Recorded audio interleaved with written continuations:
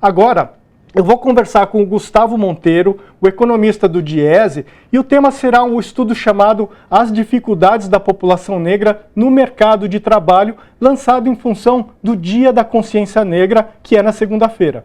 Boa noite, Gustavo, bem-vindo. Boa noite, muito obrigado. Gustavo, o estudo mostra que os negros são 56% da população em idade de trabalhar, mas ocupavam menos de 34% dos cargos de direção e gerência. Como é que se explica isso? Basicamente é um reflexo da discriminação racial que existe na sociedade brasileira e que se reflete no mercado de trabalho. Então, os negros eles têm mais dificuldade de ascender na carreira profissional por uma infinidade de fatores, mas um deles é exatamente que existe um tratamento diferencial, que essas pessoas elas sofrem preconceito. E também elas têm um contexto social que dificulta, por exemplo, não ter uma rede de contatos que talvez uma pessoa que seja branca e que tenha uma origem mais privilegiada tenha. Então, são todos esses fatores que dificultam o acesso, a ascensão profissional dos negros no mercado de trabalho. Gustavo, entre as pessoas sem ocupação, 65% eram negras, enquanto a taxa de desocupação dos não negros é de 6,3%. E quase metade dos negros estava em subempregos e, além disso, uma em cada 6 mulheres trabalha como empregada doméstica. Tudo isso tem algum componente de discriminação racial? Sim, com certeza. Os negros eles sofrem com a dificuldade para entrar no mercado de trabalho, então por isso que a taxa de desocupação entre os negros é maior. E uma vez que eles estão dentro do mercado de trabalho, a chance deles estarem em uma ocupação, em uma profissão que seja mais vulnerável, ou que seja mais precarizada, ou informal, é maior. E isso tem um reflexo, por exemplo, no rendimento das pessoas negras. Os dados do IBGE mostram que os negros ganham, em média, 39% a menos do que os não negros. E é claro que a discriminação tem a ver com isso. Porque mesmo pessoas que têm um perfil muito parecido, os mesmos atributos, escolaridade, elas têm diferença na inserção e na remuneração por causa de raça, cor e gênero. Você acabou de comentar, né, que 40% dos negros eles ganham, que em média os negros, né, ganham 40% menos do que os não brancos. Tem alguma explicação lógica? Tem dois principais obstáculos, né, para reduzir essa desigualdade.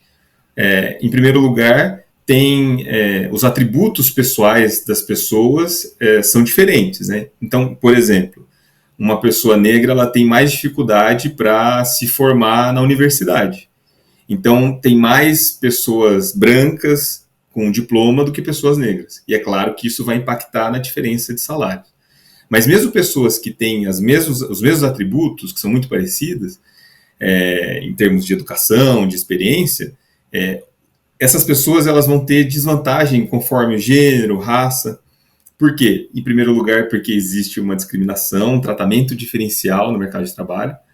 E também porque existe fatores sociais mesmo, né? Então, por exemplo, uma pessoa que tem uma origem que é de uma família mais rica, provavelmente ela tem contatos melhores do que quem é mais pobre. Outra coisa que acontece é que a criança negra, talvez ela não tenha modelos de pessoas negras em profissões que ela gostaria de ter. Então, tem menos médicos negros, menos engenheiros negros, e isso faz com que as crianças negras elas não tenham esse modelo para seguir. Então, eu estou citando alguns exemplos, né, de fatores que dificultam a ascensão, né, e que fazem com que a remuneração seja menor. Mas, além disso, é claro que tem o preconceito mesmo, a discriminação. Existem estudos que mostram que as pessoas negras são menos respeitadas no ambiente de trabalho. E isso é um reflexo do preconceito que tem na sociedade. Gustavo, nesse ano no governo Lula foi garantida a igualdade salarial entre homens e mulheres e criado o Ministério da Igualdade Racial. Atitudes como essa podem melhorar a situação de empregos e também de empregadores negros que ainda são a minoria? Atitudes como essa são importantes porque elas dão um sinal, né, para as pessoas, para as empresas, para a economia, de que existe uma preocupação com esse assunto, e serve também para mostrar para as pessoas que é um tema importante, que a desigualdade é uma coisa importante e que está sendo atacada, e é um dos objetivos reduzir a desigualdade, inclusive a desigualdade racial. Nesse aspecto é importante, mas é insuficiente, né? Outras coisas têm que ser feitas, outras ações têm que ser tomadas. Então é importante, por exemplo, políticas afirmativas, né? As cotas em universidades, nas eleições, no serviço público. E é importante também que a iniciativa privada também tome para si a responsabilidade sobre esse assunto. Então, ações afirmativas em empresas privadas também é um aspecto importante. Então, essas ações do governo, elas são importantes, mas elas não são suficientes, elas são o primeiro passo, mas é importante continuar com políticas.